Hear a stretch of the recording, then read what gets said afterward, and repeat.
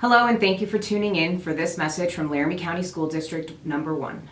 My name is Dr. Margaret Crespo, and I am your Superintendent of Schools. First, I want to take a moment to thank our parents and community who spoke during the Select Committee's public comment. Your voice on behalf of your kids, our students, reverberated through our entire community. On to other news. For the first time since the pandemic began, results of the Wyoming Test of Proficiency and Progress, otherwise known as YTOP, were released and will be used for school and district accountability with the state of Wyoming and the federal government. This series of tests provides information about student proficiency in math, language arts, and science. In 2019-2020, YTOP was canceled, and during the 2020-2021 school year, the results were not used for accountability.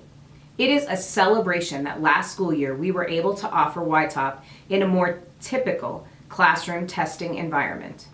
We view this as a baseline moving forward, and it is part of our continuous improvement plan.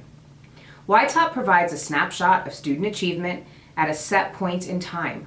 For example, it shows how well a third grade student performed on a specific day in language arts or math last spring.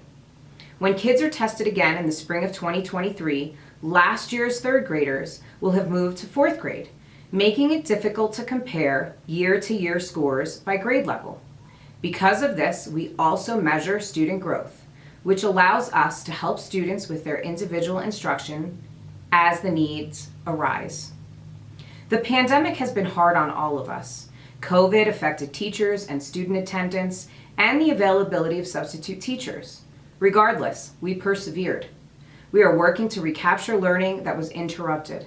Adults and students have also experienced social emotional experiences, and we are working to address them using federal relief funds. As we have transitioned back to a more typical situation, overall, our focus has been on student learning and not just their test taking. With the exception of a few schools, we have not seen a lot of growth. However, we are excited to report that many students were able to maintain their learning and not lose ground. Thank you to our students and teachers for showing up every day and working hard in our 37 schools. We'd like to celebrate that 17 of our schools saw improved math scores. Last year, we implemented a new core reading program.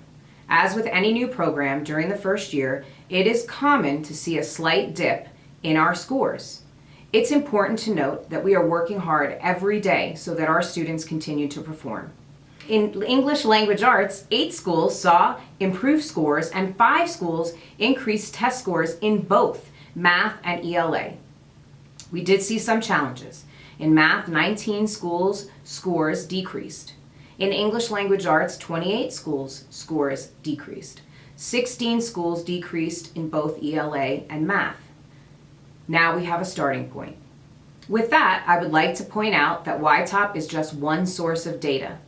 The best measure of a student is their long-term success. We also recognize that there are no excuses for poor performance.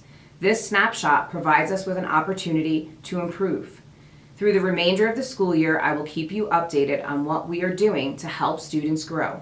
Please feel free to visit the dashboard on our strategic plan portion of the website for continued updates and information. Thank you and have a great week.